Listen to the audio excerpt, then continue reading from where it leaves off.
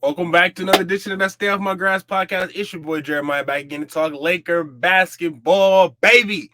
Talking about game one of that round number two. Man, Laker fans, if I would have told you after the first 10 games of the season that we would be in the second round of the playoffs up one game against the Warriors, I would have sounded like a crazy man, right? It it has been a complete turnaround since the way we started the season. Just the team in general is much better. 6 guys in, 6 guys out, and we are looking more and more like a cohesive unit. Just to start the series off, I love the defense I saw from everybody. I'm gonna get into that. I liked how we were able to get well-rounded scores, and I enjoy how AD took care of his matchup. LeBron and his three-point shooting, I'm going to talk about that as well, but let me get right into the game, man. So yesterday, the Lakers took on the Warriors. They won game one, 117 to 112. Obviously, if you watch the game, you know the high man for the game was AD. AD had 30 points and 23 rebounds to go along with 4 blocks, man. You felt AD's presence on the floor tonight. It was no denying him. It was a stat at the end of the game. The Warriors were like 4 for 16 when shots were contested by Anthony Davis. Pretty much saying, don't bring that shit in here. Just getting it sent right out. Pack it and shipping, baby. We not playing with y'all this time. But let me get into the game. Like I said, AD had 30 and 23. LeBron followed with 22 and 11.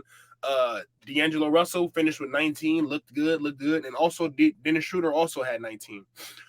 We didn't get, a big game from Austin Reeves, but he was able to knock down a couple of threes and just keep his presence on Clay and on Andrew Wiggins. It was very prevalent. It was very good to see him playing some good defense, not allowing those guys to go crazy.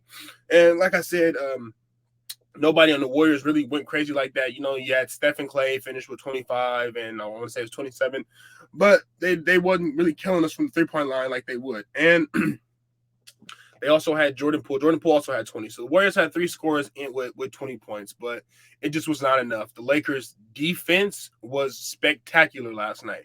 Absolutely flawless, except for that stretch in the fourth quarter where they allowed the Warriors to come back, and that's probably what's going to be the problem in the future with the Warriors and us playing defense on them. We cannot let them go on those runs where the crowd gets into it. Everybody's high-fiving, dancing, shooting threes, because that is what tends to sway people away from that's what tends to have the Warriors pull away from their opponents. When they start going on those crazy three-point runs, start dancing, getting excited, and they just feed off of that. And the Lakers were able to curb those runs last night, except for that 1-14-0 run. They were able to curb all those runs and keep the Warriors at bay, which looked great tonight. And let me get into the next guy down the list. Excuse me, LeBron James. I feel like LeBron is shooting way too many threes, man. And you know what they say, long shot, long rebound, and long rebound leads to fast breaks. LeBron was 1 for 8 from the three-point line, and I just feel like, man, you should just stop taking them. He wants to hit all those FU threes and what have you, but man, like I feel like you'd be just as effective from the post and your mid-range shots. Like if you look at LeBron's stat sheet and you take away those 7 3-pointers he missed, or just take away all the 3-pointers he shot, was a total of 8. He had a really efficient game from the field. And this is not the first time he's struggling. This is like the 6th game he struggled. This is the 7th game he struggled shooting threes in the playoffs. So that is going to be something to look out for. But when the rest of the team is able to pick up the slack, and help LeBron out, we're pretty good with getting through to that. Let me get my rest of my stats out. Yes, the Lakers shot 24% from 3, right? And the reason why they were able to win the game is strictly because of their defense. They would miss a 3, the Warriors would get the ball, go back and miss a possession, or AD would block a shot, deter a shot, or do what have you. So shooting 24% from the 3 against the Warriors is definitely not going to do it going forward. Game 2, they're going to have to take some better shots, or just at least knock down the threes you take. AD was 0 for 2, LeBron was 1 for 8, and D'Lo was 1 for 5. So 8, 210, 515. So our top guy missed 15 threes last night, and we only shot 25 of them. So our other guys, our supporting cast, actually did better making their threes than everybody else. But that's neither here nor there. But like I said, I wanted to get back to the defensive end. The Lakers were just rejecting shots left and right, challenging every single shot at the rim, and they were getting away. I'm not gonna lie, they were getting away with some fouls at the rim, but this is the playoffs, so all those little tit for tat fouls you get in the regular season is not gonna go for nothing here. You actually gotta It has to be like a super egregious foul. If you're just attacking the basket, expecting to get those little pity pat fouls, you're not going to get them. Also, that goes to show you with AR too, because he usually likes to get to the line and shoot those and ones, get behind the defender and doing that. They weren't calling those, so AR is gonna have to find another way to get his game engaged. But he still, even though he wasn't able to get to the free throw line and like those buckets he usually likes to get, the Lakers are still able to stay into the game. So I really just want to say, like, had the Lakers not gave up that 14-0 run in the fourth quarter, they probably win the game by 14 to 16 points, because it was a point in time where the game was tied when Jordan Poole took that ridiculous shot. Thank you for taking that three, Jordan Poole, because that was stupid, for real, man. Game on the line, and you want to pull up from 5 feet beyond the three-point line. Thank you, brother. I appreciate that, man. But anyway, let me get back into it. What else I've seen from tonight? D'Lo, oh man. Steph Curry is going to be in the whirlwind of trouble if he's going to have to keep guarding D'Lo. Given that D'Lo was not hitting from three, he was getting into the mid range, which is a good shot for him, and getting those breakdowns and moving the ball, which is good for D'Lo. But if D'Lo is going to be a threat and he's going to be hurting the Warriors on offense, it's going to be a long series for real, because you can only cover those top two guys, AD and LeBron, for so long. And if another guy is killing you, along with Dennis Schroeder's 20 off the bench, it's going to be a long series for the Warriors.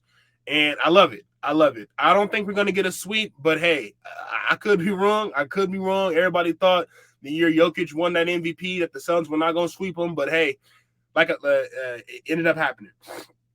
And I will say we got to get the first home game on Saturday, and the Lakers took care of business yesterday. Took care of business, splitting the road games, and that's really what you're supposed to do. Take home court away from your opponent. Now you potentially have 3 chances to close it out on your floor, like we did with the Grizzlies. So it's going to be an interesting series. I'm not expecting the Warriors to get swept. Obviously, they're defending champs. I am expecting them to put up a fight. I don't want to see them go down without swinging, but hey. If the Lakers want to put it on them and get them out of there quick, I will be happy to see that.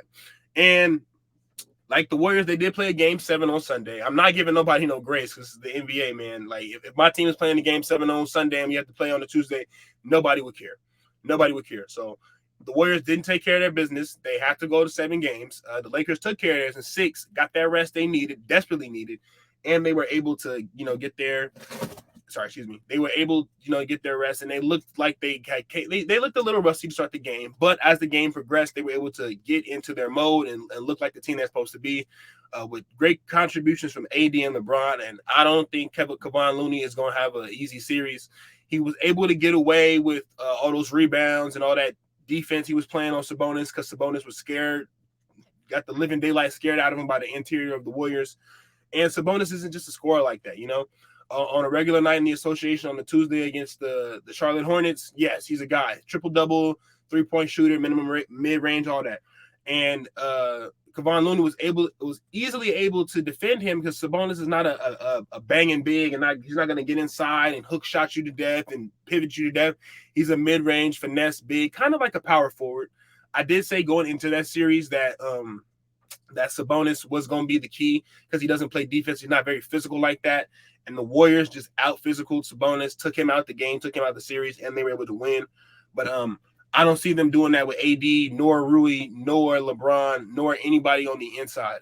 And the Lakers gave them problems on the inside last night. Like I said, they only made 6 3-pointers. So the majority of their shots last night came from interior, getting to the rim, mid-range buckets, dunks and all that, alley-oops, post shots. It was like a plethora of inside, and you're not going to outshoot the Warriors. So I don't go into the game expecting to make more 3-pointers than them, but you can physically get to them, get them on the inside. They're not very tall on the inside. They're not very strong on the inside. They're not potent shot blockers. So you can get what you want inside. We saw Rui do that yesterday. We saw Dennis Schroeder do that yesterday, and we saw D'Lo do that yesterday as well. Get inside. That's where we're going to hurt the Warriors, and that's where we can win the series at. Let AD should be – so right now, after one game, AD is averaging, 30 and 20. If AD is averaging anywhere from 30 and 15, the Lakers are going to dominate the series, and they're going to win by a convincing margin. But I'll be back tomorrow, back tomorrow for another post-game show. I might get a preview for Game 2 going on, depending if I have the time for that. But I appreciate y'all for listening. We back, baby. We on a quest to win number 18, and I don't care who we playing in the finals. I want that 18 championship banner. But until next time, y'all, peace. Remember, like, subscribe on YouTube. Talk to me in the comments if you got anything you say. If I say anything you agree with, let me know. If I say anything you disagree with, let me know. But until next time, y'all, stay off my grass podcast. Peace.